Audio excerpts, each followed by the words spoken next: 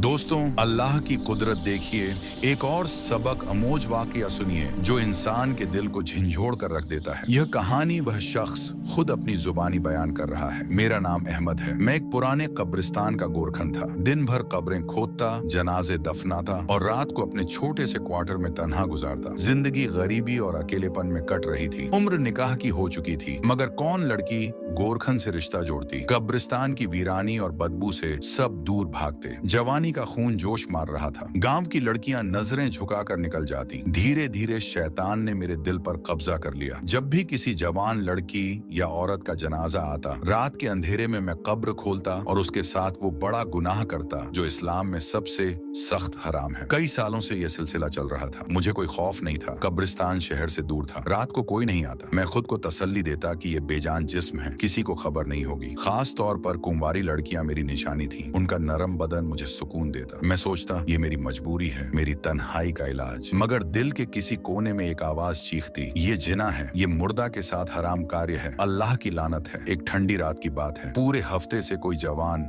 मैयत नहीं आई थी। मैं बेचैनी में चारपाई पर करवटें बदल रहा था। अचानक क्वार्टर के दरवाजे पर जोर की दस्तक हुई। मैंने दरवाजा खोला तो बाहर एक अमीर नजर आने वाला शख्स खड़ा था। उसके कांधे पर चादर में लिपटा एक जिस्म था। उसने कहा, ये मेरी इकलौती बेटी है, अचानक इंतकाल हो गया, मुझे परदेश जाना है, जरूरी काम है, तुम इसे कफन दफन का पूरा इंतजाम कर दो। उसने लाखों रुपए मेरे हाथ में रख दिए और फौरन चला गया। मैंने चादर हटाई तो मेरी आंखें चौंधिया गईं। लड़की कोई 17 से 18 साल की थी। हुस्न में परी जैसी, चेहरा नूरानी, रंगत चांदनी जैसी, कुंवारी मालूम हो रही थी। मेरे अंदर शैतान ने फिर सर उठाया। मैंने सोचा, आज तो अल्लाह ने खुद घर पर इनाम भेज दिया। कब्र खोदने की जरूरत नहीं। मैंने दरवाजा बंद किया, दिया कम किया और आहिस्ता आहिस्ता उसके कपड़े अलग करने लगा। उसकी खुशबू, उसकी नरमी, सब मुझे मदहोश कर रहा था। मैं उसके होंठों पर अपने होंठ रखे, गर्दन पर किस किया। मेरी सांसें तेज हो गईं। मैंने हदें पार करते हुए जैसे ही उसके साथ जिना की कोशिश की, अचानक लड़की की आंखें खुल गईं। वह जिंदा थी। उसने जोर से चीख मारी और मुझे धक्का देकर अलग कर दिया। मैं खौफ से कांप उठा, पीछे हट गया। मेरे रोंगटे खड़े हो गए। वह रोते हुए बोली, तुम कौन हो? मुझे यहाँ कौन लाया? अल्लाह के लिए मुझे बचा लो। मैंने कांपते लब्बों से बताया कि उसका वालिद उसे मुर्दा समझकर यहाँ छोड़ गया था।